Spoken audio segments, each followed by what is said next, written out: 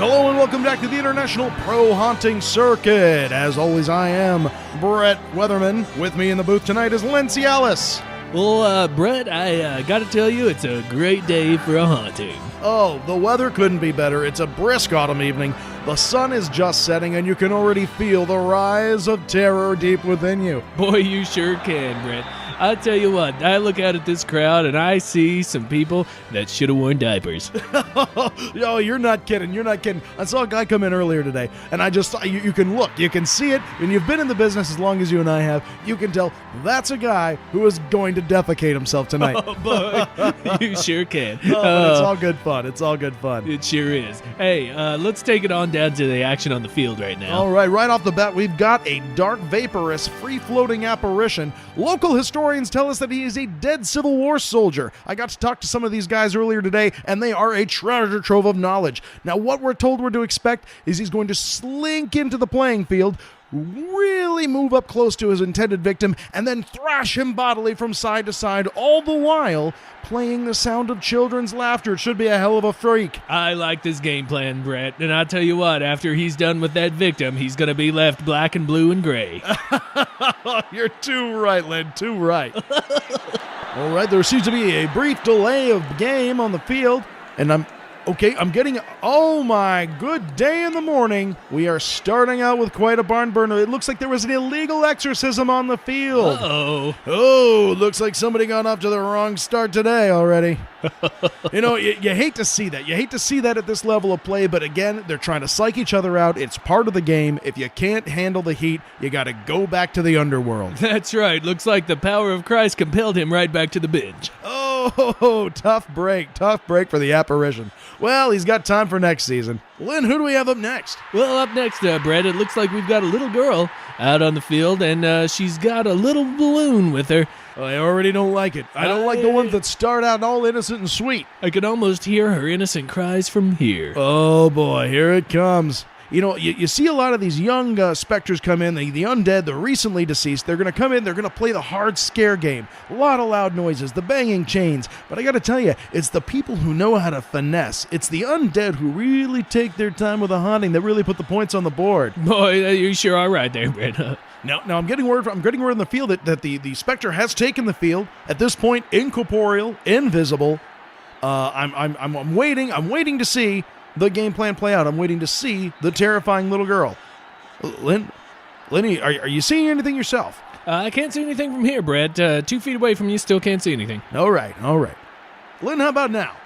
Nope, still nothing. Looks like maybe this one went to the light a little bit too early. Oh, wow. Tough break for the crowd. Tough break for the crowd. It's hard to get them all worked up like that. Tough break. Well, we're going to go to a commercial break right now. When we come back, we have got the king daddy of them all. That's right. A murder victim, possibly a suicide as well. Ooh. Stay tuned.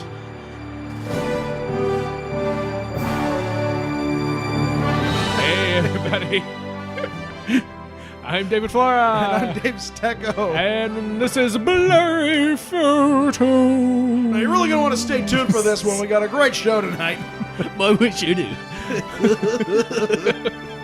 I actually, if given the opportunity, would do that voice for days. I actually, if given the opportunity, would never do the voice again. Hey, everybody. Hope you're doing well. Yeah. We got a fun show for you. A lot more fun than, maybe almost as fun as the International Pro Haunting Circuit. Oh, man. Close. Could you imagine? Yeah. We have a great show for you. Flora, tell them what they've won. Well, Dave, I'll tell you what. Blurry Photober is continuing. Wait, don't you mean Blurry Photober? Sorry, I didn't mean to interrupt you. But so we're continuing this magically delicious month. The best month of the year, hands down, no question. With a particularly spooky and fun-filled show. Not a lot of facts, but a lot of fun. A lot of fun. Flora, what are we calling this show? Because I'm so proud of it, and you came up with it. This week, we are taking you on a journey to international haunts and pancakes. Yeah, international haints and pancakes. We're gonna go around the world. Yeah, we found some really great hauntings. Yeah, we're gonna check out some places that maybe you know or have heard about. A couple of them, but hopefully we've hit some that you'll have never heard about and are interesting to you. Oh yeah, I mean some of these are great. Like you think you know where we're coming at you from, and that's when the hook punch just takes you out. Oh man, that acoustic hook punch. Which is also the name of our jam band. Yeah. It's just me and Dave. He's the lead singer and I play bongos. Yeah, it's pretty great. Pretty good stuff. I'd like to thank everybody for coming out the coffee nook. Next week we're opening for the Swedish hair metal band Icequake. Icequake, yeah. Hey, thank you guys for sticking around. Namaste. Yeah, got some fun ones, and without further ado, I think we should the ado. Get in. You get the hell out of here, ado. Let's step in the plane and take off here. Toot toot. All my planes are steam powered. Now, we do have to say that we did pick quite a few from the old states. They're good ones, though. We hope. Oh man, USA. But we do USA. have some great ones. USA from around the world. USA from other places. America. Eagle sound. There. Now we've established it. God. Because the rest of the world doesn't hate us enough. No, they don't. That's clearly, given the low number of invasions, no one hates us enough. So let's step on the plane here and let's take a trip over to your home state, Mr. Yeah, Colorado, chanting words makes everything better, and the faster you go. All right. Colorado, we're going to start with the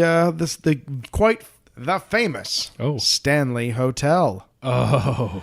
Now, made very famous by the book The Shining by Stephen King. Mm-hmm. It was the nominal location for the movie by Stanley Kubrick. They actually filmed the made-for-TV version from the 90s there at the Stanley. But the Kubrick film not actually filmed there. Actually filmed there. They use the external shots and stuff.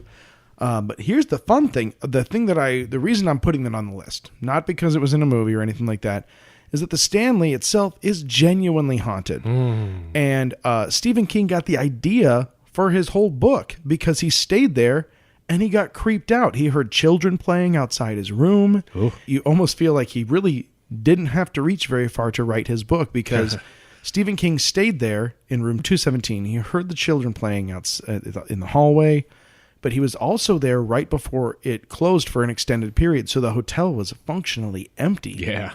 I mean, like he just saw that and was like, wow, this is spooky. I'm going to write this. Yeah. Large places where people usually are and then they aren't are usually creepy. Oh, super creepy. And if you follow anything that I just said, I think I think that makes sense to you. Yeah. But I help out at a residence right now that is quite a big place. It has like 4 floors and old, very old, pretty old. Yeah, and there's a lot of space here, a lot of corners, a lot of doors, a lot of stairs, and usually I'm the only one in there. And also usually I'm doing research by listening to podcasts of paranormal stuff. Freaking yourself out. This week in particular was not that fun. Oh, I love that. That is awesome. There's nothing better than getting freaked out in broad daylight. Yeah, I'm there like at noon or 2 o'clock in the afternoon, and I'm listening to these ghost stories and crap, and I'm the only one there, I think. Yeah. But it's an old building. You never know. Yeah. Stuff, places where people aren't is creepy enough in its own. It is. You think it'd be comforting because people aren't there, but... And you know, the fun fact is, these ghosts give no fucks about how many people are in. 0. The amount of fucks given is 0. It is exactly 0. Goose egg. Because the haunting at the Stanley goes back a lot further, and it's believed to be... most people believe it's the ghost of Flora Stanley. The wife of... the dude who built it. Yeah. And whose name was Freeland Stanley of the Stanley steam-powered engine fame. Yeah. I like the name Freeland. Freeland. Yeah. Yeah. Like freewheeling. But it was built in 1909. And in Estes Park, Colorado. Yeah, beautiful Estes Park, Colorado. I mean, I always tell people to go look at the Stanley Hotel. Now, here's why I'm kind of tricking them. Just to drive up and look at the Stanley Hotel, you're not going to get a hell of a lot out of it unless you're a gigantic Stephen King fan.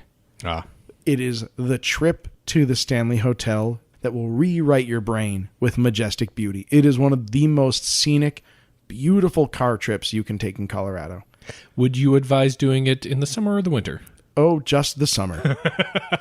On account of you're not allowed to do it in the winter. Yeah. Yeah, they do close those roads. And unfortunately, owing to the tragic amount of flooding, Estes Park is in a very large amount of trouble. There were only 3 roads into the town. 2 of them completely washed away. And I mean, not just like one bad section. I mean, like for a long time, like for over a mile. And one of those was the main road. So they actually, it's going to be very hard to get to Estes Park for a while. Wow, that's too bad. But the hotel actually survived the flood pretty well, right? Oh, yeah. I mean, it's pretty high up there. Yeah. You can see even from the pictures, it kind of stands on a little promontory. Yeah. But aside from the haunting of torrential rain, let's get back to some ghost talk here. Let's do it. The haunting at the Stanley is a fairly discreet affair. Mm-hmm. The ghosts seem to be going on about their business. There's not an interaction with the guests. There's no attempt to terrify. All of the hauntings, typically you hear piano playing when there is no one near the piano. Yep. And then when you go to look at it, it stops. Right.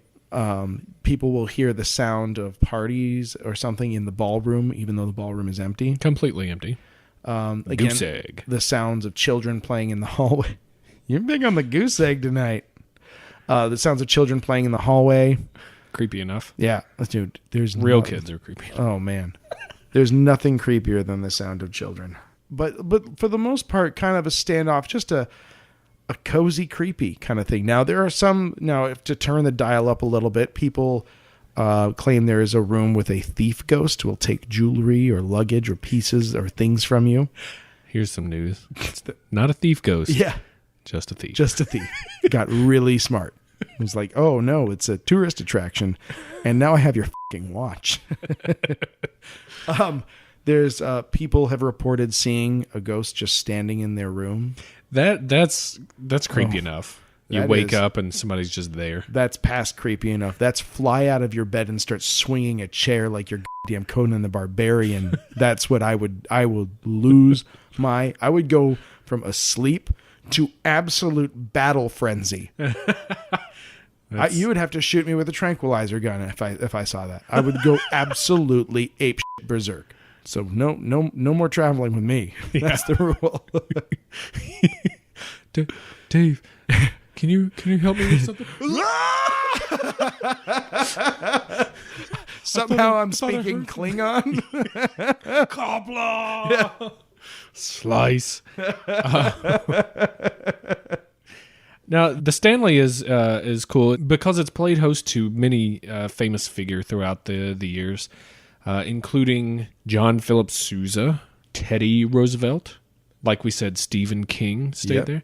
Tons of Hollywood stars and starlets have stayed there. So it's a pretty upscale place. Yeah. Again, I mean, if you go up there, you'll see why people want to go there. Sure. There have been reports by the staff of yanking on their clothing as they're walking down the hall when nobody's there. Oh, okay, when nobody's there. I mean. The room 217 that we mentioned Stephen King stayed in, there was a nearly fatal gas leak explosion in 1917 that injured a maid there, but didn't kill her. She actually made a full recovery. So there's almost a ghost there. Well, apparently it's haunted by this housekeeper since 1950, they say. And they say if she likes you, you'll wake up and your clothes will be folded and put away. And if she doesn't like you, then your clothes will be scattered everywhere.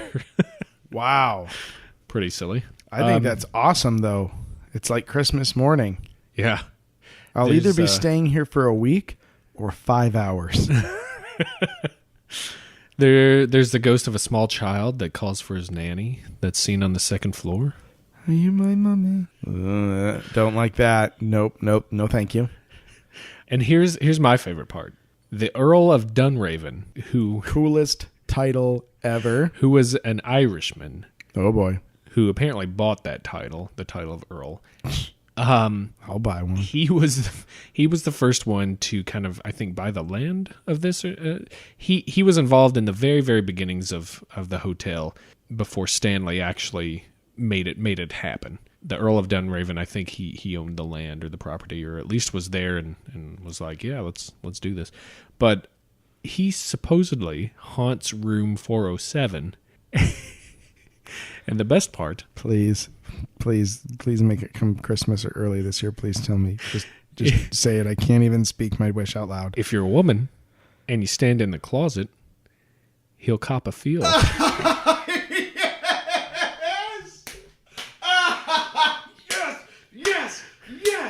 Yes. He's a butt grabber. He's a naughty little Irishman. He's creepy. Oh my God.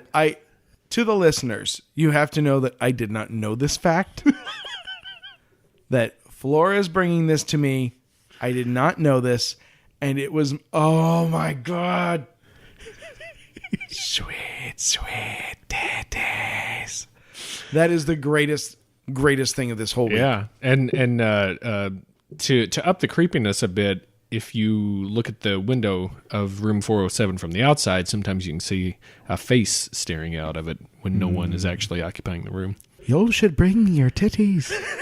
Come into me closet. Do you like the view? I do.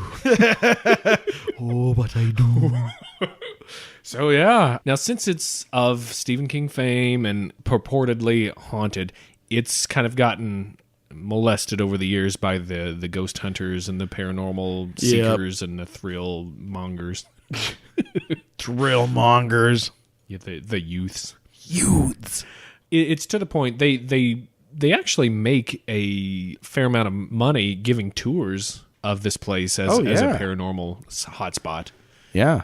And if you read some of the blogs and such that have been written about it, it almost sounds a little like it takes away from it. You know what I mean? Like it's kind of manufactured here and there. And meow, meow, meow, meow. Those shows already are pushing the limits for paranormal research being taken seriously. You know, here's the thing that I don't like, and I don't blame them for this. I know this is like my personal thing. Like, you know, these people are trying to prove the existence of ghosts, so they have to bring diagnostic equipment. They're trying to get proof, you know, and that's why I don't like those shows. Not that I have some ethic. You just don't even have to prove it, guys. Come on, guys. But I like the shows. Truth be told, I like the shows that have like crappy dramatizations more, or they're just telling a story about like, no, this is what happened to this family. They had to move, and the ghost followed them. Because I like the creep of it. I like the spookiness of it. That's why Rescue 911 was so scary. You never.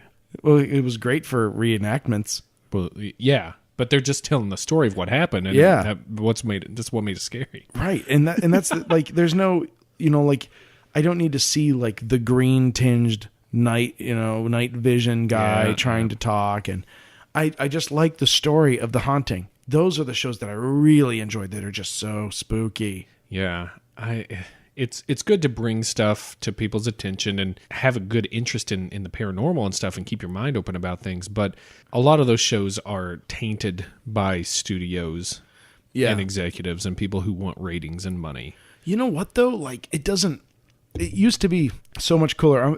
This is worth the digression here. In the 80s and well into the 90s, everything was just sensationalized to crap and back because nobody cared. There wasn't an internet. There was no like access to this information. Things couldn't be debunked, so they didn't have to try. They would just tell you the scary story. Yeah. And maybe they would like play back the EVP recordings that would scare you even more. Yeah. And viewer discretion is advised. Right. Those shows in the 80s and 90s were the best. And maybe it's like nostalgia on my part, but like then we became this like hyper intrusive investigative society about like, so the show stopped being about the story of the haunting and how it affected people.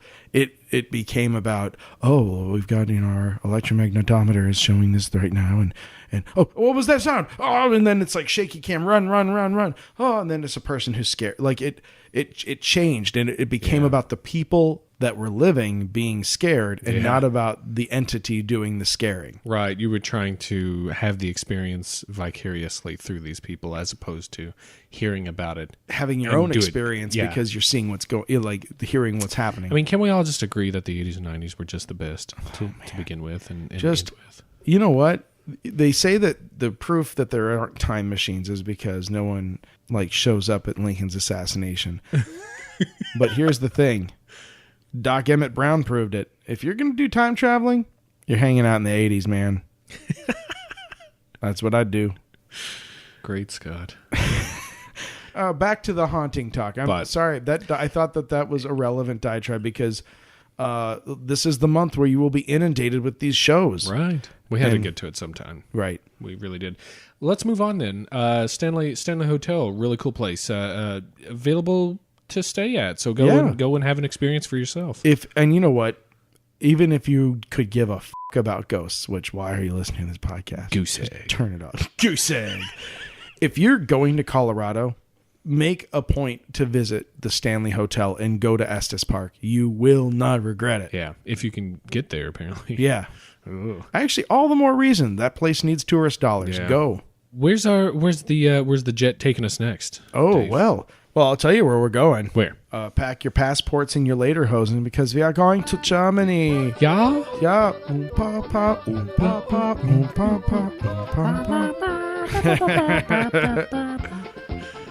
yeah. How about we just missed Oktoberfest? Oh man, I didn't miss it. I have been getting just jacked every Oktoberfest I can find. Yeah. I actually have been trying a lot of Oktoberfest beers this year. It's nice. Me too. You know it would be a good contest? Get drunk with us. Guess what? Anybody who enters wins. Yay! Viewer discretion is advised. See, it's about you being terrified by the situation. So we're going to Bavaria. Yeah. Good old southern Germany. Oh, the pretzels. We're going to visit the Wolfsegg Castle. I thought it was a fortress. Some places have it a fortress. Some places have it a castle. It's a big house. Yeah. It's a big place. Made out of rocks. Lots of rock. Built in 1028. Whoa, that's old. This Bavarian fortress beside the old Danube River in Germany has seen some shit. Oh, man. If it goes back to 1028, then that thing you fought giants, hordes of werewolves, zombies, Yep. the Huns, The Swedes. the Moors, and then Menudo in the 80s.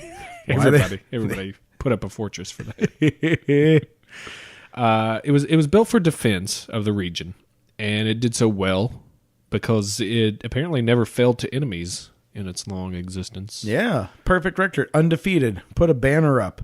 Ownership of the castle changed hands many times early on because you had a lot of quarrelsome Bavarian nobles who fought for control of it, like you do. Yep. And these were the Raubritter, or the robber barons of the time. Really? Yeah, called a Raubritter. So they did not make their money kindly. They made their money Germanically. In the 14th century, the fortress was owned by the aristocratic warrior clan. Sounds a little paradoxical. I don't know. No, fancy warriors. I mean, historically, the only warriors were like the knights and stuff. Well, that's true. That's true. It takes a lot of money to field a knight. All right. No, that sounds stupid. That's it's absolutely true. This clan was called... Hey, David, I forgive you. Okay. Goose egg. The clan was called the Labas, and that's spelled Laabers. Okay.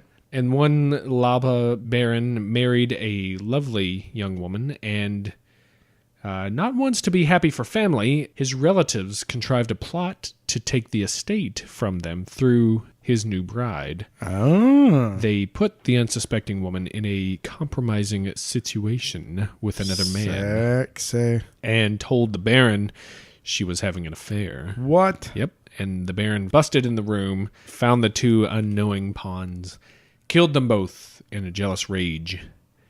And then the relatives murdered him quote, for justice. Boy, I'll tell you what, Baron's got a Baron. Don't hate the Baron. They saw him hating. Hate the game. Heads are rolling. Nice. They inherited the castle, but then they also may have inherited some new spirits. Yeah, of some decapitated people. In 1578, a fire destroyed a lot of it. In 1646, Swedish troops laid siege to it, mostly unsuccessfully, but they were able to set it on fire again. Oh, good. Yeah. As long as it got back on fire. And then later on, I think in the 17th century, it was also used as a military hospital. So it saw a lot of death in its time. A lot of amputations. That's how you cured the cold back then. So here's some things that people say you can maybe see today. Yeah, so if you can't afford a trip to Estes Park, but you're like, well, I'm already in Germany. You should know, though, that it's privately owned and that you would have to request a tour, which may or may not be given. Wait, so somebody just lives there? It's just their house now? Mm-hmm. They are trying to renovate it, but that's awesome. Yeah. How did those people sleep? On piles of money. Yeah, clearly.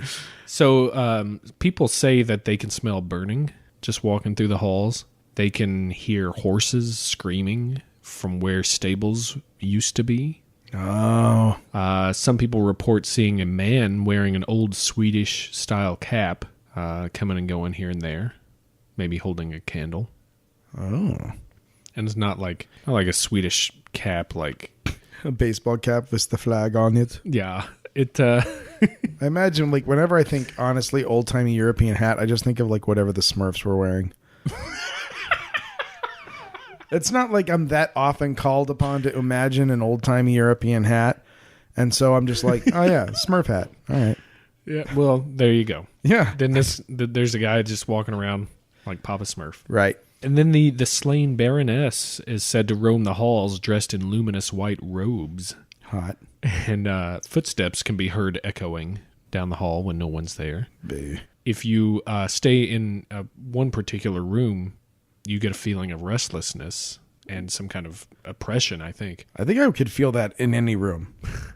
In this place? I think I could take it. I think I could go for the record. Apparently, they also have cold drafts that you can feel when you shouldn't, even though it's a castle. Right. Let's just go ahead and just knock that one off. And glowing apparitions or orbs are also seen, which has been said to be maybe gas or a sort of will-o'-the-wisp type phenomenon from caverns below it.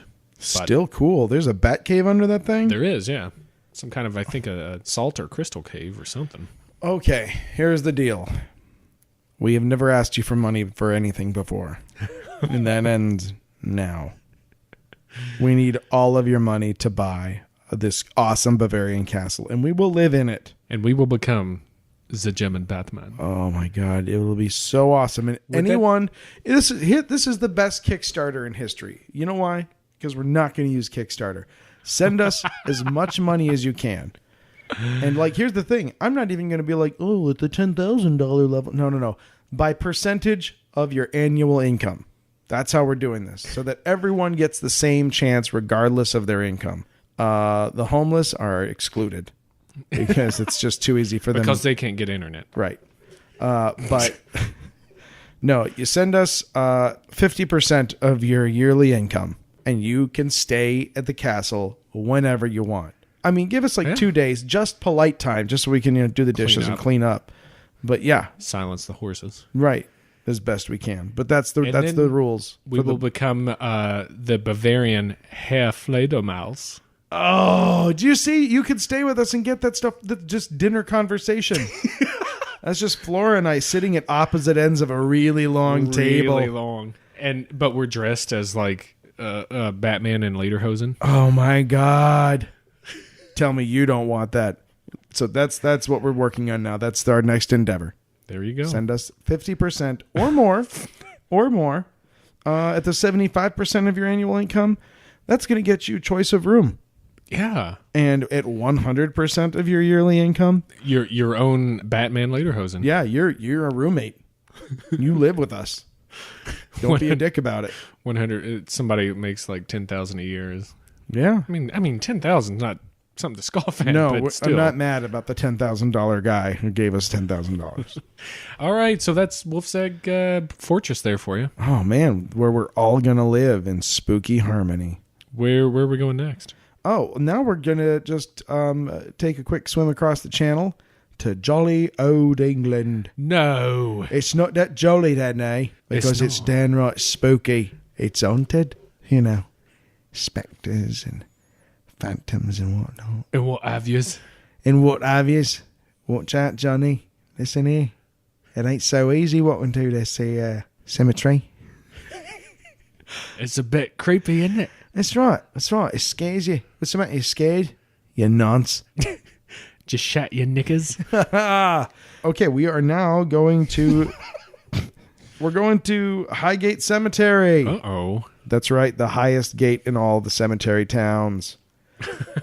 Highgate is awesome and old.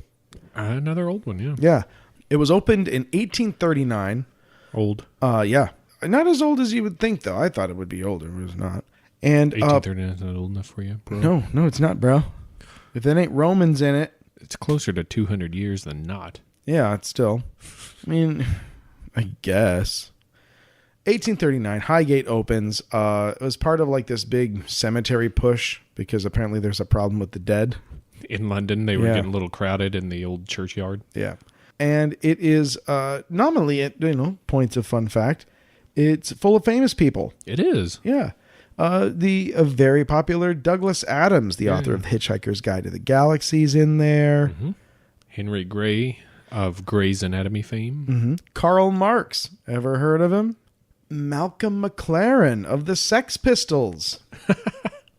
Also, some of Charles Dickens' family is buried Ooh. there. And the old Michael Faraday, who had some cagey views on physics. Nice. I like that. All told, there's about 170,000 baddies there, right? Yep. Gene Simmons, the female actress. See what I did there? You see what I did there? I turned it around. Little kiss. Yep. So these ghosts, they rock and roll all night and they party every day. Oh man. It is very, very well known for its many flavors of spooky goings on. Yeah, this thing's got a lot of stuff. I mean, people have been there are stories of a gentleman whose car broke down outside the gates and saw a creature inside with glowing eyes just watching him from within. Great. Obviously, no shortage of ghosts and just specters. regular old apparitions that disappear through walls. Here's the thing I'm particularly in love with. One man was said to be accosted by a creature that sprang up over one of the walls. What?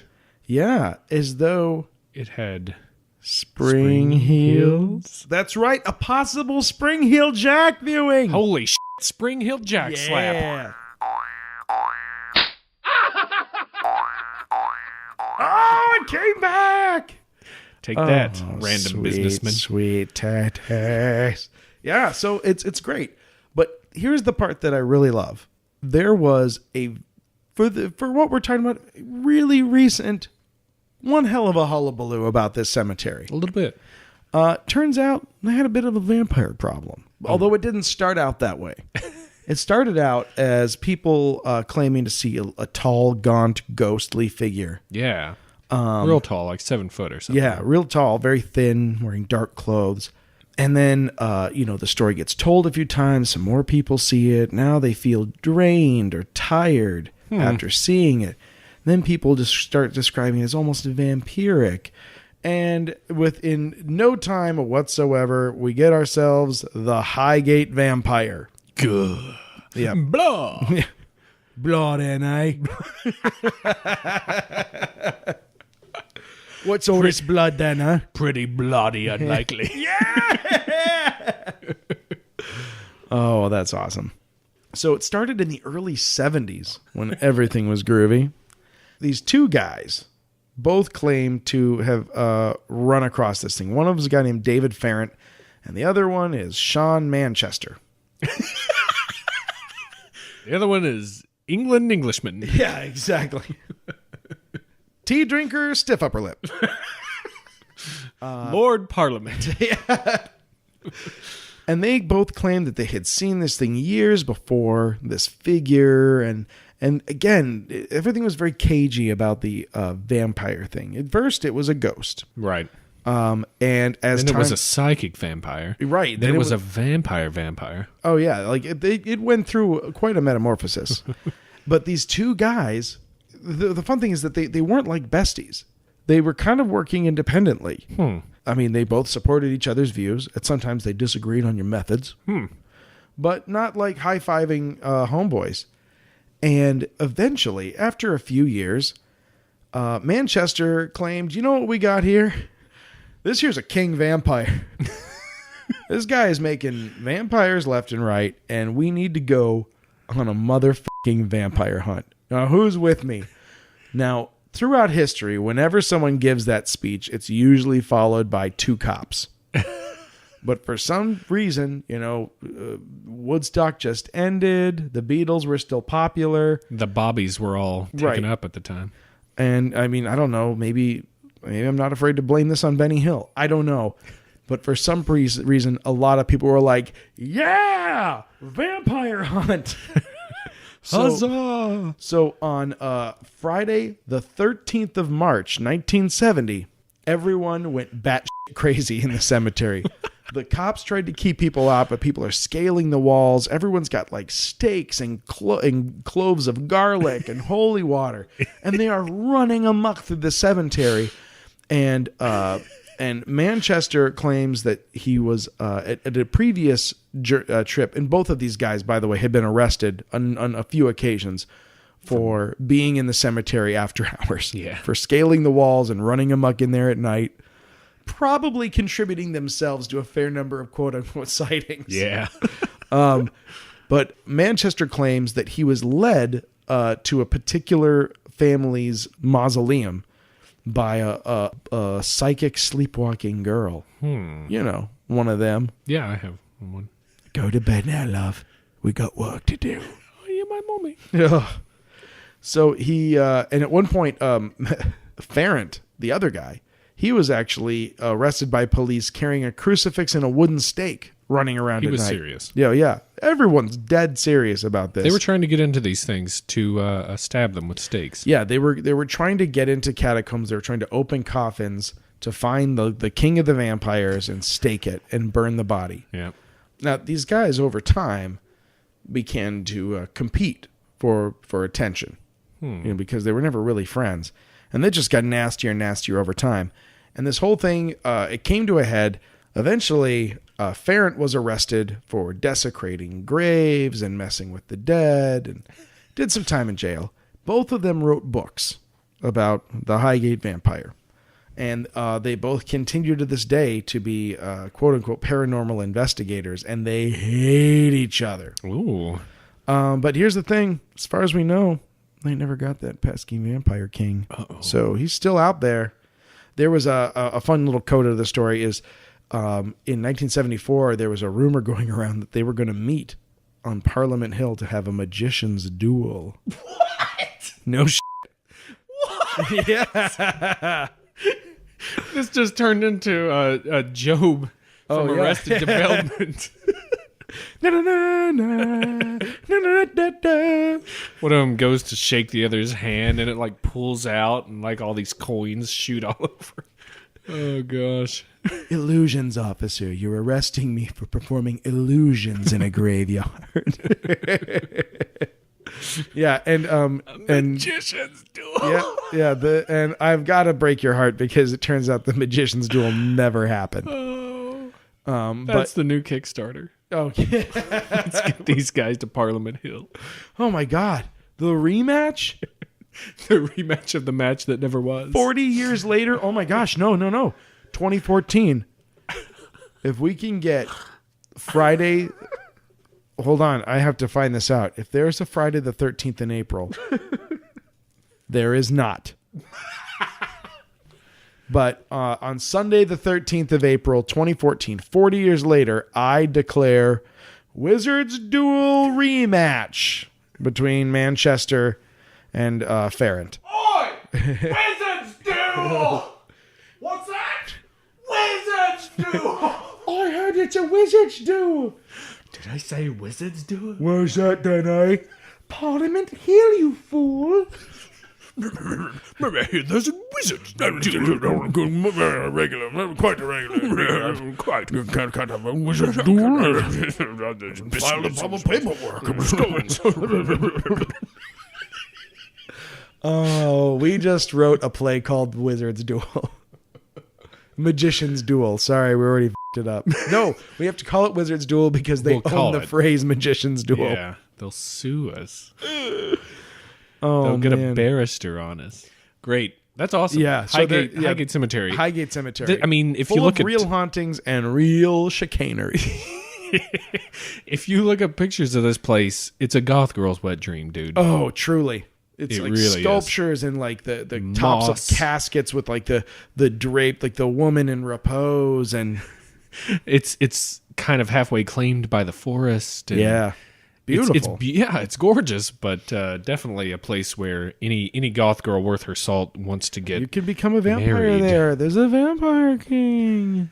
All right, well, I'm taking you to Heathrow, Flora, and guess Okay. what? Any ticket you want, I'll pay for it. Let's wherever go. you want to go. Let's go back to my home state. Oh, thank God. KY. That's right. Just say it because you have to. Your own Kentucky home. That's what you have to say. You are legally obligated to use that phrase. All right, we're going to my own Kentucky home, to the sprawling metropolis of Louisville, Kentucky. Yeah. That's not Louisville. We're going to a place called Waverly Hills Sanitorium. That made no sense to anything. I just wanted to try. Save that for later. That'll work later, actually. Yeah, I mean, it already sounds spooky, right? Right. Look up a picture of this place. Oh, God. It is the epitome of like institutional terror. Yeah, it's great. It's a great facade. Also a really popular place for the old paranormal enthusiast to go and dick around. All right. When did the dicking around start? Well, I'll tell you what. The place itself opened in 1910 as a 2-story tuberculosis hospital. But it believed in its mysteries, and it believed in itself, and before too long... It expanded to a 5-story brick building in 1926. That's a success story. It closed in 1961 after tuberculosis was under control. And then it opened as a nursing home in 1962, closing in 1982 due to... Once we got all the lungers out, we brought in a bunch of old folk. Olders. Olders. Take out the lungers, bring in the olders. Yeah, it closed in 82, apparently due to patient neglect. Oh. In a nursing home? What?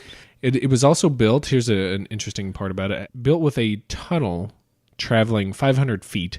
Straight down into hell. Down to the bottom of the hill that it was sitting on. Also with a set of steps and a motorized cart for supplies to be taken up and down it. Whoa.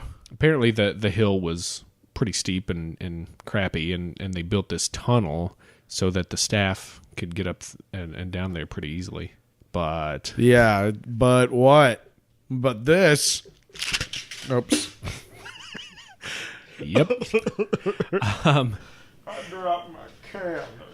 But a 500-foot tunnel under a sanatorium? It's for smuggling bodies. More on that in a bit. Estimated that 8,000 patients died there, although urban legends claim that 63,000 patients died there. What? That tunnel's totally for bodies. The 63,000 number, completely fabricated. We'll go on and put that out there. They've done research and looked up death certificates and things, and based on how many people were on the records at that point. Yeah. Just based on the number of years and the number of death certificates that they've got, they barely got to the estimate of 8,000. Yeah. If even that. But it was the scene of quite a bit of death because tuberculosis was a pretty radical thing. Yeah, TB doesn't f*** around. Now, there are tales of experiments and severe mistreatment that have led to rumors of this place being Well, I mean, worse than it is. here's the thing. We call it mistreatment now because it was. But back then, they just called it, well, you know, they're not human. We can do whatever we want. There are tales of voices that can be heard, cold spots that people encounter, shadows that move on their own, screams that can be heard down the hall. No, thank you. Apparitions that are seen floating at the end of halls and in rooms. There's a myth about a nurse who hanged herself in one of the rooms. Something about she got pregnant by the owner. Gross. Wasn't married, didn't want to live with that. That's lame. Don't.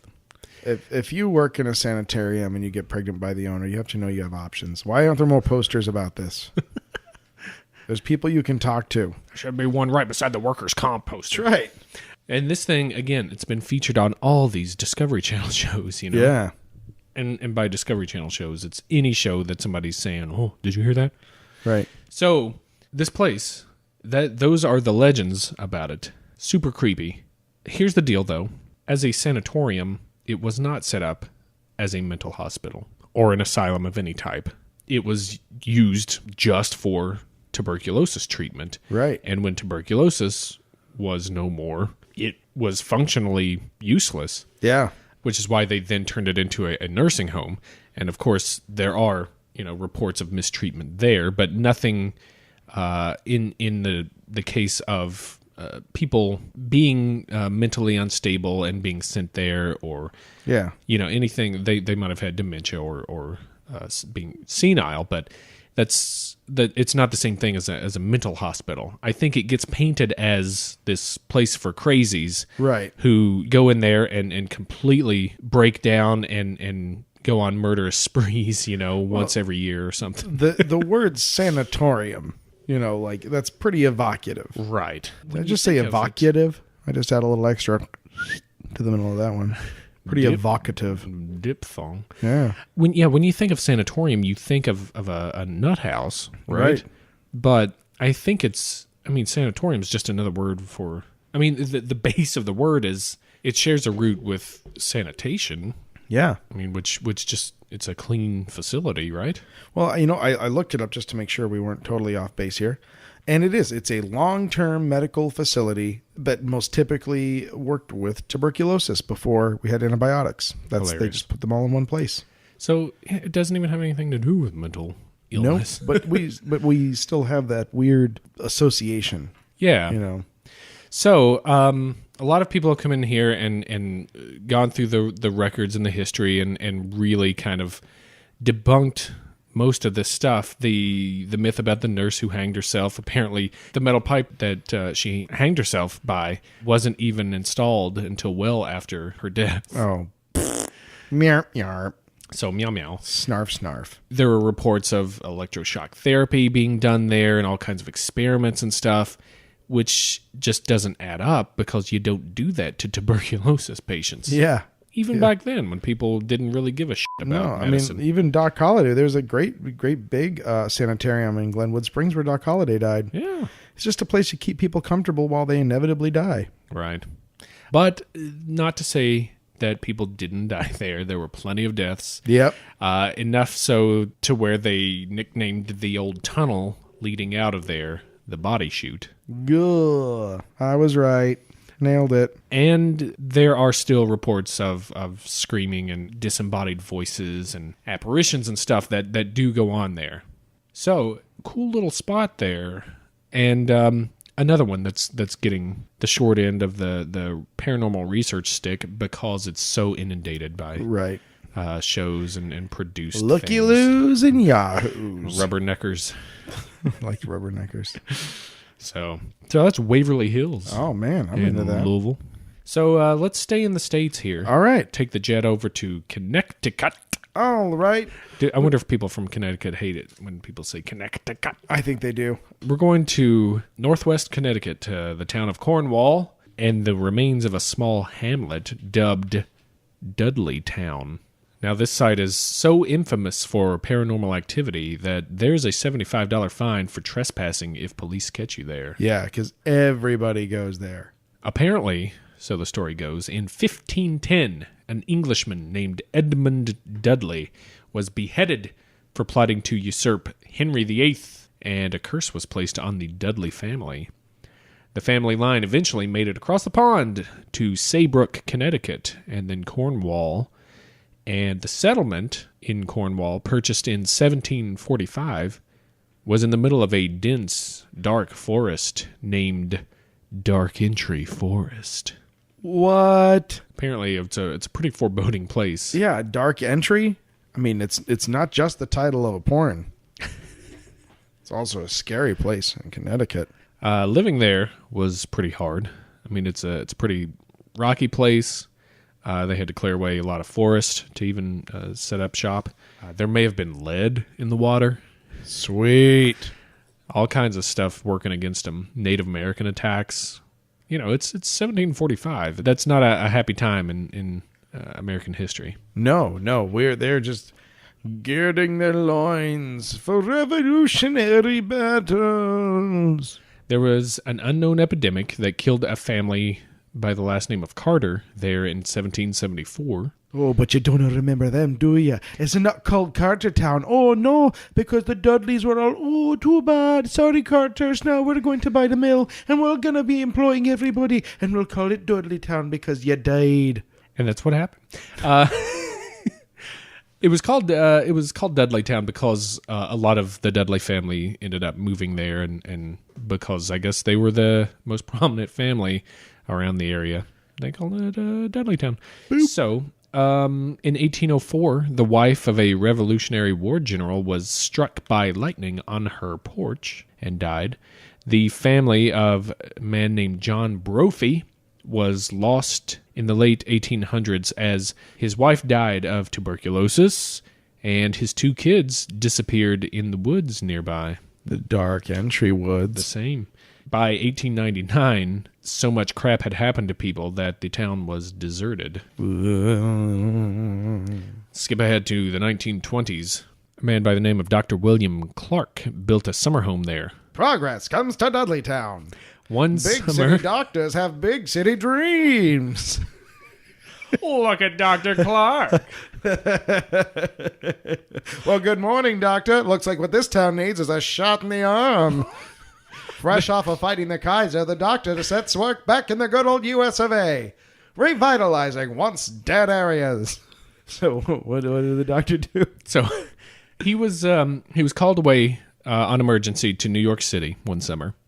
When he returned, he found his wife had gone mad, and sources say something from the woods attacked her and left her in that state. Buh. And then she lived the rest of her days in a mental hospital, not a sanatorium. Yeah. Maybe an asylum. Yeah. Today, apparently Satanists and black witches allegedly perform rituals there, and it's been shut down to tourists and hikers because people want to come and see if there really is something terrorizing the woods in this weird little town where nobody can live for very long. There are numerous sightings of entities and apparent demonic possessions that can happen, and the curse of the Dudleys apparently lives on in the remains of Dudley Town. Cow, cow, cow, cow, cow. Cow, cow, cow, cow. Lick. Trespass.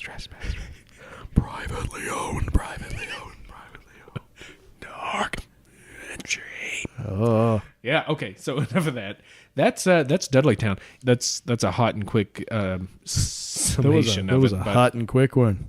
Thank you. Sounds like a creepy place, especially like steeped in history and having that huge foreboding forest right there, doesn't it? Yeah. I mean, things coming from the forest to leave you insane. Boogity. Lots of stories coming out of this place. I'll bet you it's gorgeous. Probably is, yeah. But like, I don't know if it's in Estes Park, but all right, but just like, like the I went to the city when I came back, something had attacked my wife and drove her mad. You ain't getting over that. That's going through your mind every night before you go to sleep. yeah, You don't come back every from time that. you look out the window. Oh, and it's just dark. Yeah. Oh. Feel like something's watching you. That's why everyone in Alaska owns so many guns. One, because there's fucking bears and they need to own guns. That is like the one time where I ask no questions about what weapons people own, and that is Alaska. you are allowed to have an M60 Rambo style, and you can justify its use in Alaska. But like those people, they all live way far from each other, and it's just darkness outside at night with fucking giant bears in it, plus probably weirdos. Bears and weirdos. Bears and weirdos. Beardos. And a couple of beardos. Yeah, you know, it's dark. They mate. Can't tell bear from a weirdo. Who's groping who? It's my stomach. Get out of here, beardo. Come on, guys. Great. Dave, we've gone through quite a few here. Oh, my gosh. Well, I mean... We're getting long in the tooth, though. Yep. Well, I guess we're going to have to hurry this up. What's the fastest thing that you know of? To get more of this stuff crammed in here? Yeah. It would probably be a...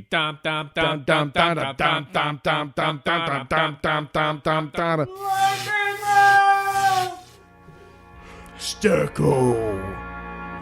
Flora. Fight. All right, I'm going to kick off the old lightning round here.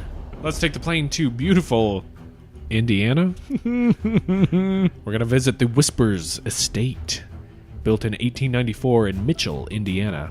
Purchased by Dr. John Gibbons around 1899. Dr. John Gibbons and his wife, Jessie, apparently like to adopt orphans. And one orphan, a 10-year-old girl named Rachel, started a fire in the front parlor and died from burns 2 days later. Later on, a 10-month-old infant died of unknown causes in the master bedroom. What? The doctor's wife, Jessie, died after a bout with double pneumonia. What? Is that both lungs? That's what I'm guessing. Really bad pneumonia. Or it's like twice the pneumonia. Yeah. What do you got? Double herpes. And they get me. They are running roughshod all over me. I've got triple syphilis. That sounds like a bad doctor. It's double pneumonia. Okay, so Jesse died with that, and then after the Gibbons, subsequent occupants died of different causes in the house, some of them children. In 2006, renovation began on the house, and so did activity. Disembodied voices are heard and repeatedly reported to this day. The smell of baby powder and crying can be heard in the master bedroom. Oh, the smell of crying? That's the worst smell there is. Reports of people seeing Rachel, the little girl who burned herself, continue. And in the master bedroom, the closet doorknob will jiggle on its own, stop, and then bust open. Oh, that's the worst, because you're like, did I hear that? Blam! Yep. And occupants in the master bedroom who stay there sometimes awake to labored breathing and coughing. No thanks. Pass. Whispers Estate. Stacko. Fight. All right, let's jump back into our pan-dimensional, fun-tacular, silly blimp. Okay. That's better, isn't it? We're going to go to Pakistan, to the Mohata Palace, which built in scenic, beautiful 1920s, which is when haunted buildings were built. Haunted decade. Late 19th century, early 20th. Yeah, and it is said to be not only haunted by ghosts of the British Raj, but there's also some supernatural things having to do with Hinduism and perhaps some affronts to Shiva. And you do not mess with Shiva. No. You mess with all of them. You can do whatever you want, but Shiva is not to be toyed with. I would also say don't mess with Kali either. Right. Yeah. Kali. That's So if there's two Hindu gods you don't mess with. We just don't talk about Kali. Probably also Vishnu. Don't mess with. If there's three Hindu gods, four. Okay. Ganesh. Yeah, Don't mess with Ganesh. He will either. gore you. If there's four, 3 hours later. Brahma. If there's But yeah, so it is. It's famous for being haunted by the guards say that they feel these presences all the time. It's very unnerving, but they've never done anything. well, that's nice. Yeah. Very, very British. Very British. Flora, take us away from here before you once again embarrass me. Round two. Yeah. Fight. Let's hop the plane to our neighbors to the south. Mexico. Ay, ay, ay, ay, ay, ay. That is Where's not that? a Mexican Where's my rattle? song. Oh, wait, let's try it again. We are going to the Via de Santiago Puerto Genovevo. It's not quite the same. It's just a little box of nerds. In Nuevo Leon, Mexico. Dramatic guitar. Yeah, that's more like Dramatic nerds. Yeah. A poor maraca substitute, but the working man's maraca. We'll take box of nerds. This is a small town in Mexico, accessible only by a steep, dangerous mountain road. Sexy mountain road. Not so sexy. It moves this way and that. Oh, no, my friend. The road is lined with crosses, marking deaths from accidents, where vehicles stumbled over the edge. Ay, Dios mío. Sí, es verdad. Yeah, apparently this road has a bunch of crosses on it where motorists have met an untimely death, including a group of 10 from a family that was in a single vehicle that went over the edge. You can still see the remains of the vehicle to this day. And standing on the road at midnight, it's said you can witness accidents replay spectrally, and then you can hear screams and cries echoing through the mountains. Ugh. Don't want to hear that in the mountains. Probably not at any time of the day. Not even outside of Mexico. De Santiago. Nice. Yeah, pretty creepy. Super creepy. Stecco. Fight. Why don't you jump on top of my National Progress unicycle? Okay. We're going to Iowa, to the Villisca Axe Murder House, an aptly named abode. Is it? Oh, yeah. Oh, no. In 1912, everyone in the house was killed. Really? Axe murder style, plus 2 kids that were just house guests. That's Mom, can I stay with my friends? Oh, man. And I No. mean, like, brutally, some interesting fun facts. The man of the house was hit so hard and so many times in the face with an axe that it was unrecognizable, and they never found his eyes. Yeah. The wife also murdered. Here's the weird thing. Of all the people in the house that were killed, of 6 people, by the way, only one of them was awake when it happened. So these were like powerful, brutal murders that happened in near perfect silence. Who was awake? One of the guests was the last one to be One killed. of the kid guests? Yeah, and she had injuries consistent with self-defense. Wow. Yeah, did not work out for her, unfortunately. So, huge deal. This is 1912. 6 people axe murdered in a house. Huge deal. They never caught him, the person responsible. They never even got close. They never, ever got a clue. So to this day, it's considered to be haunted by the spirits of this house because they never found who was responsible. People will take pictures and see like a face in the window looking out. They'll hear sounds on the footsteps, and yeah, That's a serious place. yeah, that is. Here's the thing: since you've clearly never heard of it, the town of Villisca could use some tourist dollars, and so they've kind of ginned up a little industry around it. But Jesus balls, Yeah. that is a tragic and awful story of something that completely happened. If there's anything that'll leave an imprint for ghosts, an axe murder will do it. Yeah, Man, and they don't have any idea who could have done it. Like, they had a ton of ideas. Didn't they say like a traveling preacher might have done it? Well, that's the thing. They had so many ideas and none of them panned out. They had like small town terror ideas.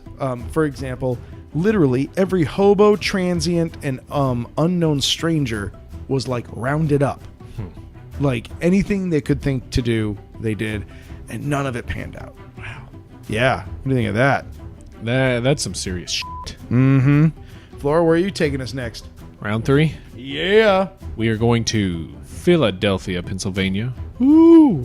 We're going to Eastern State Penitentiary. Ooh. Built in 1829, utilizing Gothic-style architecture, it was originally designed to hold 250 inmates in solitary confinement. However, that didn't stop the warden from cramming upwards of 1,700 prisoners What? inside. This place was made famous by a certain individual named Al Capone, who was incarcerated there in 1929. This place was a house of horrors. Prisoners were locked in their cells all but 1 hour a day. And when they got to leave their cells, black hoods were placed over their heads. Communication between inmates was completely forbidden, and if you broke any rule, the punishment was inhuman. They would do such things as put a metal clamp on your tongue and attach it to chains on your wrists, which were cuffed behind you, so that if you made the slightest movement, your tongue would rip. Many inmates died from this. If they put you in some kind of super solitary confinement, they would just throw you in what they called the pit, which was a hole in the ground that they would put you in for up to 2 weeks at a time, with only a slice of bread and a glass of water every now and then. They would also... I don't even know what I would like. I just made a noise and then thought about how terrible that would be. They could strap you to a wooden chair to where you could not move at all and leave you there without food or drink for days. Ugh. It was not a happy place. No, it wasn't. They kind of took over and stopped most of the crappy stuff in the early 1900s. And by 1971, it was closed. Today, shadowy figures can be seen sliding down walls and hovering in the hallways. A ghostly figure can be seen standing in a guard tower. Evil cackling is reported in cell block 12, and in cell block 4, ghostly faces are said to appear. No thanks. Pass. I will not spend the night there. Eastern State Penitentiary. Lots of negative energy. Yeah. Lots of nope. Stucco. Begin. All right, here we go. We are going to get into my underwater fantabulator and travel to Wales. To Wales? To Wales in the UK. The Wales. The famous Wales. Home to Tom Jones and Sears Matthews. He's not there right now, is he? Maybe. Oh. A fun fact, the Welsh language is somewhat endangered. And so that as a means to try to keep it vibrant, every Welsh singer that becomes famous makes a point to record a song in Welsh. Interesting. Mm-hmm. That's my point. The Skirrid Mountain Inn. Ooh. When do you think this thing was built? I would say 1920s. Boy, go back. I would say 1820s. Keep trucking. I would say 10 CE. Ooh, way to go, Common Era. Well, how about 1100? Oh. This thing is old, dog. It's a good thing I jumped a lot there. Yeah. we could have done the old clock game all day. It was from 1100. This thing is approaching a millennium. It's almost as old as Wolfsegg Fortress. Almost. But can Wolfsegg Fortress boast the fact that as many as 180 convicted felons were hanged inside of it? No. That's right. Wolfsegg moved down the bench. Having said that, we still are going to live there, so it's still pretty cool. Kickstarter. Right. Yeah, because it was a town, it was a center for people to gather, and they kind of used it as a makeshift courtroom. The beam that these people were hanged from is there. Like, you can see the rope marks on it. Yeah. Why so keep that shit around? as you can imagine, this place is haunted as dog. Every spirit in the land is angry. 180 convicted felons. A couple of them probably are lingering because they're not done felonizing. Goose egg. Goose egg. That's the subtitle to this episode. Subtitle is International Hate Train. That's right. Yeah, so this place is super haunted. People are claiming to see the hangings happen. Oh, wow. They hear people making the walk up the stairs to the gallows, to the beam. So this was, they were just hanged inside the house? Yeah, it was like, get up these stairs. We're just gonna push you off the railing. Functionally, yeah. Did they get a pint on the way? One can hope, but probably not. These are felons. They're not looking to make it good for them. They were probably getting stabbed with daggers and dirks and, I don't know, elven swords. It was 1100, dude. They had elves. That's what I've got. The Skirrid Inn. Yeah. All right. And that concludes this.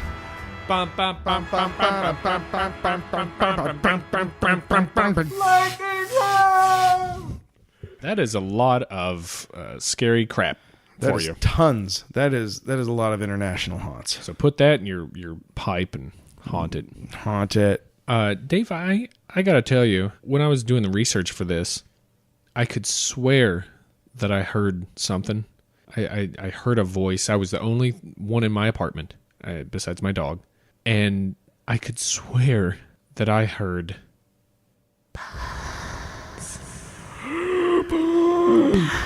Oh, there's nothing more mortifying or terrifying than the true reality of puns in your face. Scary, scary stuff. Save the best scare for last. Who's going first this week? However you like it, man. I'm ready. I'm so locked and loaded. All right, well, you go then. All right. My puns are on a theme. Are they? Yeah, a little bit. Just on accident. It's the way it worked out. Are they? Is it a haunted location theme? Maybe. Because that would work out with this episode. It really would. Really would. No. So it turns out that there is a haunted town in Connecticut, and the people go there and they are driven mad by the surroundings. And it's Dudley Town. It's just haunted by bros. It's just all these people just hanging out, popped collars, asking about Skrillex. It's a tough place to be.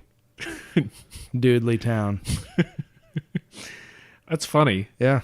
Because I think this place is just down the road from another place in Connecticut that's actually an area of really nice, cozy energy. Oh. People go there to feel safe, to really get centered, and it really helps with the sanity of living. Oh, nice. You feel great when you're there. I like that. It's called Cuddly Town. Oh, adorable. Way better than my town. Now, I can't imagine, given the distances between these two phenomena are directly related, but they must be somehow, because there is, in Iowa, there was a tragedy that happened in a house, and 6 people were assaulted when, in the dead of night, clearly a bro made his way into the house. And to this day... the house is still haunted by the rich stench, and it's now known as the Velisca Axe Body Spray House.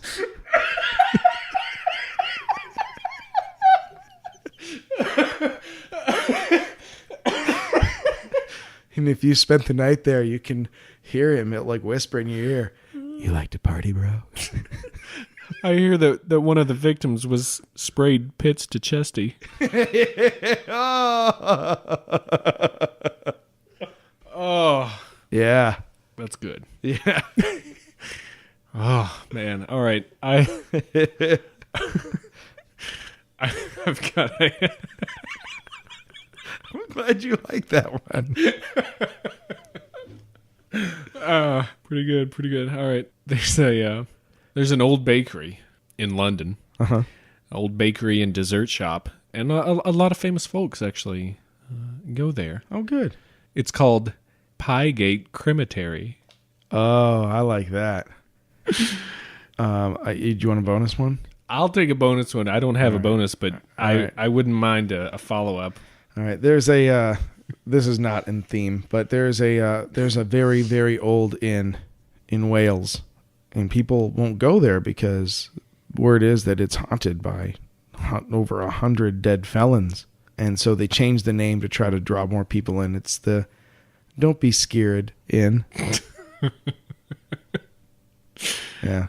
I thought you were going to go for the scary place because they play nothing but dubstep.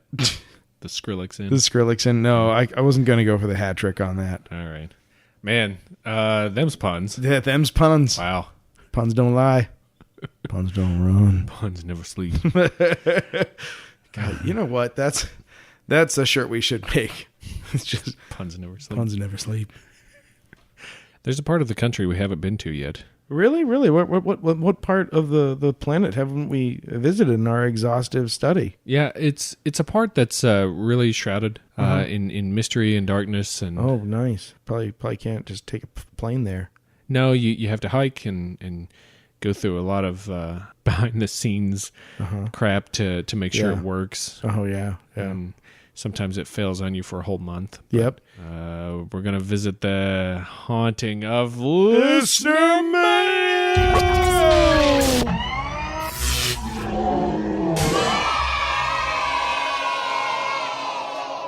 Yep. All those children are dead. But that was their ghosts.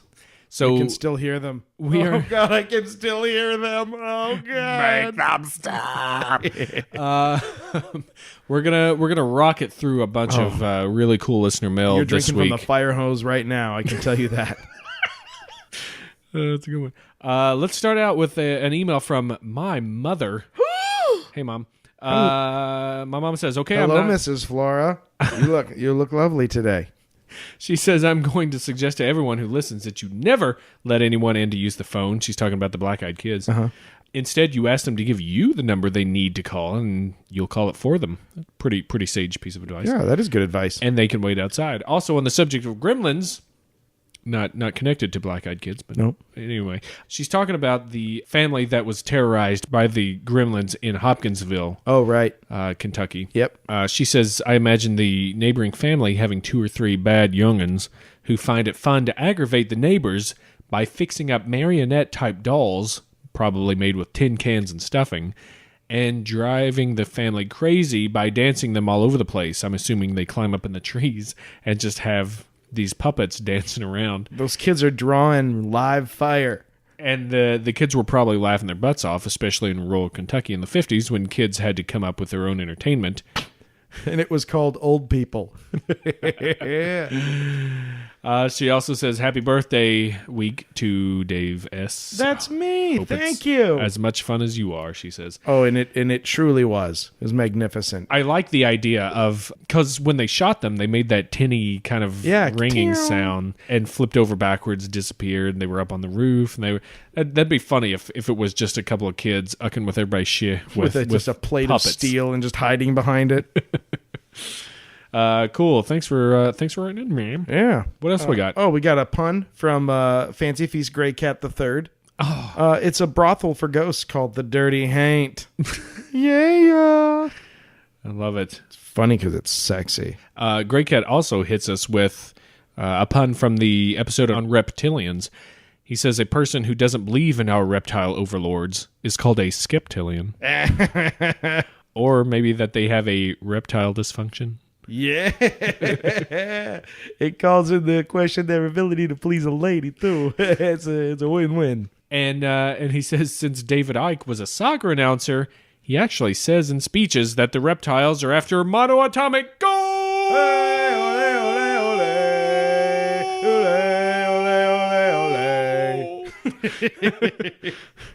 That was a lot of fun. Nice. Fancy Feast, thanks for sending those in. Yeah. Now that we can obviously get them again, keep it up. What else we got? Okay, we got a pun from Lisa. Hey, Lisa. Hello, Lisa. She writes, "Love the podcast. Puns are awesome. Thank you for supporting the puns." Thank you. I think that there's going to come a day when this podcast is gripped by civil war amongst our listeners. Some people don't like them. That's fine. It's Yep. we put them at the end. You can skip ahead, But don't. but don't. Lisa's bringing some pun fun to us. After encountering black-eyed kids, one might also have a problem with backside skids. Yo! Seriously, I would do that. I would You'd have poop your pants. Yes, I would. Yes, I would. Thank you, Lisa. Thanks, Lisa. Keep them coming. We got some stuff from our friend Taper. Oh, do we ever? We got a cornucopia of factoids. Yeah, he's running a clinic on how to teach us what the hell we're doing. After the Gremlin episode, he hits us with a few points of interest, one of which being kobolds. He says, originally referred to Germanic earth or mine spirits, very similar to the Cornish mine spirits, the Tommyknockers. Interesting. Yeah. And he says Cornwall is the origin of the old Brunies. Brunies. That's interesting. Also hits us with what other possible species or races of fae or spirits could become gremlins. And this is an interesting way to think about it. He says one possibility is that the Germanic or Nordic dwarves, or maybe the Dark Elves, really, Svartalfheim, where the Dark Elves live, Yeah. could be this, as depicted in the myths of the Aesir and their popularizations with the Nibelungenlied. Whoa. I kind of went on autopilot a bit. No. Let's just pump the brakes and back that up. You just rattled that off like it was jelly sandwich. Nine belungen lead. I was staring at that word for like half an hour and gave up. Well done, Flora. Well done. Now I like how he kind of brings it around though. I mean, he goes into this kind of cool thing about in Fey folk, an affinity with technology is a pretty rare thing. Most of them shun it because of the iron. Yeah, but there are some that flip the script. Red caps like to work iron, things like that. Their caps are red because they're continuously dunked in the blood of humans. Yeah, they don't care. But then he kind of brings it out into what he's got kind of like a theory, a unified Fey field theory. Oh, wow. That perhaps we're always seeing the same thing, and we're just changing our description of it. Whereas it used to be Brunies and Redcaps or fairies and Grumpkins or, and that just changes culture to culture. And right now it's Chupacabras and Greys and it's all the same thing. There's something, the way that we say, the Jinn and the Shadow People have agendas or something. Mm-hmm. It's all the same thing. It's always been the same thing. We just change culturally how we want to describe it. So that's an interesting sort of evolution of these descriptions to go along with evolution of the species, if you subscribe to that train of thought. If science matters to you. Yeah, I did just say that. Well, people can believe whatever they want. He also dug a little deeper for the derivation of the name of Gremlin. Said that back in World War I, an airfield near Dover had a rash of accidents, and the commander seemed to think it was all drinking by the flyboys and mechanics, and attempted to report that, referencing a popular local brewery and brand of ale, saying, "No explanation yet for the sudden rise in crashes, although I personally blame the Fremlins," which is apparently the Fremlins brewery. Only somehow the message ended up mistyped, and gremlins were blamed for the first time. And they were like, oh, great. Now you're just going to blame us? Now we're going to have to trash everything. Way to go. Way to meticulously look into history there. Oh, I'm Taper. sorry. Do you think Taper's done? Do we? No, you don't. I'm telling you not to think that way because I couldn't live with you being wrong. I'm glad you're there to pick up my pieces. Taper had a great show suggestion for like the legends of lands of plenty. Eden, Lubberland, Venusberg, all these things. And Nibelungenlied. And what's their sports team? The Schaufendaffendekens. Nice. Great jerseys for that team. But he mentioned something that we actually closed an episode out with, a big rock candy mountain. Oh, yeah. And you paddle all around it in a big canoe in a big rock candy mountain. You have to wear your socks. That's right. What is it? Yeah, there was something about socks and the Hensloy soft-boiled. Now we're literally reproducing a part of our own podcast right now. We're gonna have because we're like stupid old men. It was just always wear your socks, and that was it. Yeah, can you just always have those socks? Crazy. You know what? We've got a boomerang here from Gray Cat. What? Oh, you thought we'd caught that boomerang, but we'd actually just launched it. Now we're catching it. Gray Cat's got one more pun for us: a Wiccan letter delivery service called Pentagrams.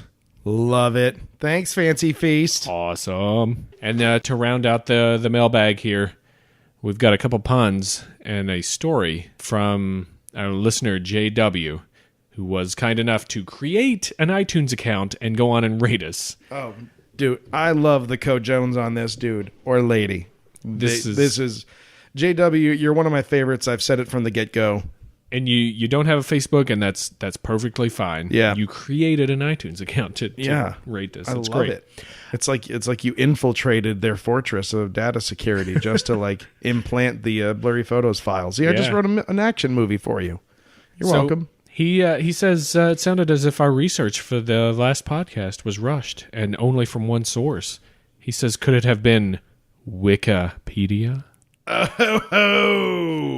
It's too true to be funny, dude. Yeah, too that's true right. to be funny. It's just. But he does share this really cool story with us. He says, hearing your episode on Black-Eyed Children, I wanted to write you about an unresolved incident that happened a long time ago. There were enough similarities and enough puzzlement. I thought it was relevant to share. I was between 2 and 3 years old. It was after a holiday party at a family friend's countryside house. It was probably around 9 in the evening, and my family was getting ready to leave the party. They took me outside, put me in the car, the front passenger seat, and went back inside to gather my brother and politely take home some leftovers. I like that he mentions politely because I think they were just shoving cocktail wieners into purses at that point. Using the kid as a cover. Give me some more of that macaroni casserole. Just put the Jell-O in your pocket. It'll be fine. It'll be fine. We'll just rinse it off. Yeah. As I waited in the passenger seat, I looked out the window to my right into the darkness of the woods. After about 20 seconds, I realized that I was staring into a face directly outside the car window.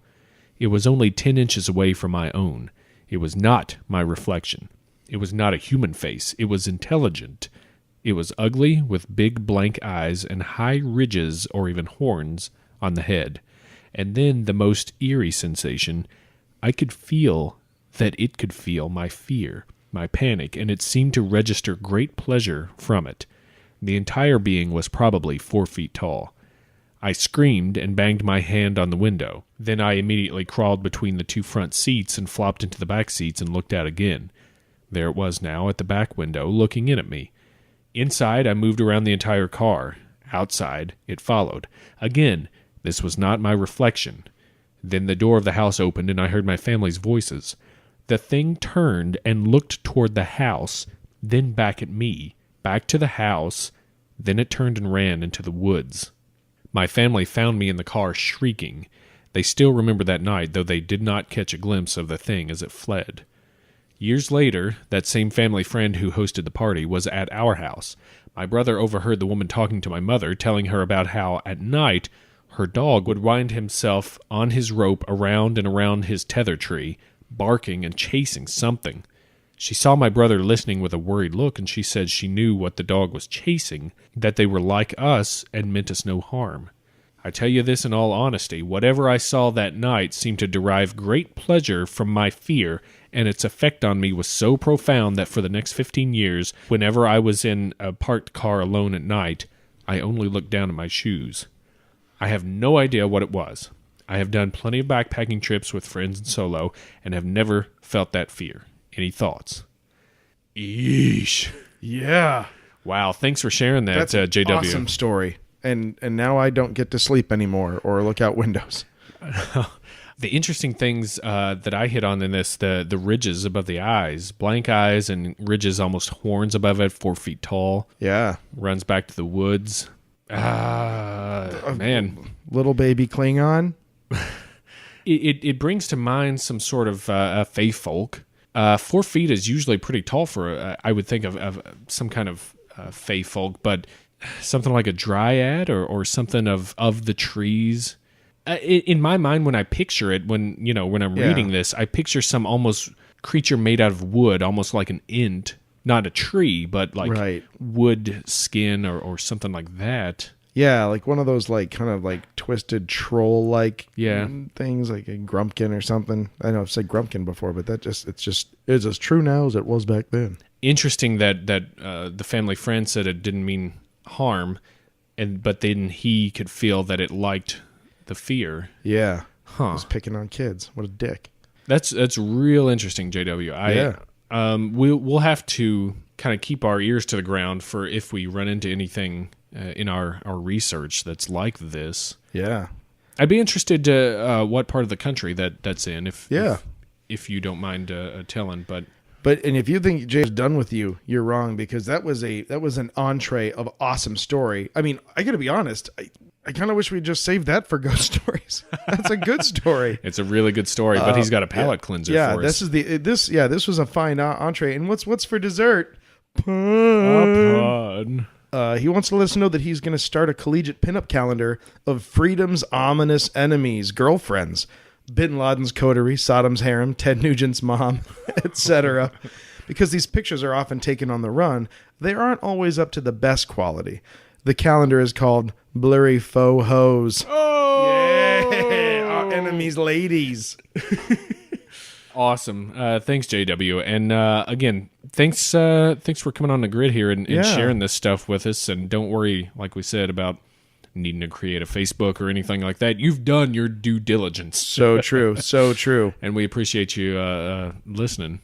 So yeah, by all means, everyone keep sending us your emails. We're getting through them. Now that we've got a functioning email system, it's awesome, and it's also starting to be a thing we need to like really think through, because you guys are really hitting us with some stuff and we are loving it. Yeah. It's the best problem on earth. Yeah, especially the show suggestions. We're taking all of them and writing them down. We've actually had to create like an Excel spreadsheet just to keep track of it. So thank you. And we're hitting them. Wicca was a listener suggestion. Yep. For sure. That's just the latest in a long line. But we're getting to them. And please go to blurryphotos.org and use that contact sheet. Send us some more, whatever you'd like. Yep. And share stories. We love the stories. Go to iTunes and subscribe on there. You can rate us. Yeah, write us a great review. Of the 5-star variety. Wink, wink. You can go to Facebook and like us. You can find us at Blurry Photos Podcast. Also on YouTube, Blurry Photos Podcast. You can subscribe to us on there. Do it. You can stumble upon us because that's a thing. And follow us on Twitter, Blurry_Photos. Yeah, we're into all of those things. Awesome. Dave, what's your favorite type of pancake? Oh, yeah. Just a regular butter and maple syrup. How about you, Flora? What do you like? I like a nice chocolate chip flapjack, I think, with just plain syrup. So for this episode of Blurry Photos, I have been Davy Town, Flora. And I'm Dave. I ain't scared Stecco.